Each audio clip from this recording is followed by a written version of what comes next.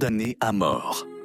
À cause d'un appel d'1 minute passé depuis son téléphone par un étranger. Le soleil déclinait lentement sur la ville de Lomé lorsqu'Issa rangea son téléphone dans sa poche après avoir vérifié l'heure. Il ne se doutait pas que ce simple appareil allait bientôt sceller son destin.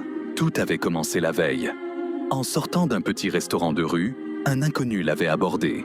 Un homme en sueur, l'air pressé, avec une chemise froissée. « Frère, s'il te plaît, je dois juste passer un appel urgent.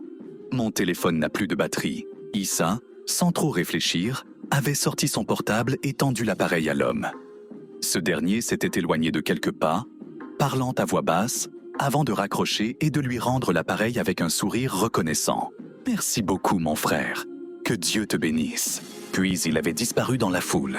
Le lendemain matin, alors qu'Issa buvait son café dans sa petite boutique de pièces détachées, le pick-up de la police avait surgi devant sa porte dans un crissement de pneus. Avant même qu'il ne puisse réagir, 3 agents armés l'avaient attrapé, plaqué au sol et menotté. « Issa Traoré, vous êtes en état d'arrestation pour complicité de terrorisme. » Les mots lui avaient coupé le souffle. Terrorisme? Lui? Un simple vendeur de pièces de moto? Je crois qu'il y a erreur, balbutia-t-il. Mais on ne l'écouta pas. Dans la cellule glaciale où il fut jeté, il apprit la terrible vérité. L'appel passé depuis son téléphone avait été tracé. Il avait servi à coordonner un attentat ayant fait plusieurs morts. Le propriétaire du numéro était introuvable. Et lui, Issa, était désormais le seul suspect.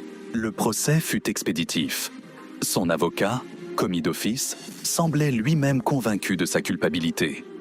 Malgré ses supplications, ses explications, malgré l'absence de toute preuve tangible autre que cet appel, le verdict tomba comme un coup près.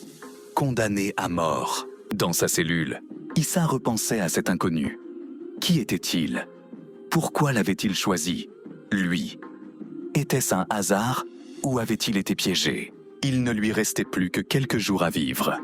À moins qu'un miracle ne se produise. NB. Cette histoire n'est que fruit d'illusions, mais véhicule une information. Ne soyez donc pas avare avec cette information que je viens de vous transmettre.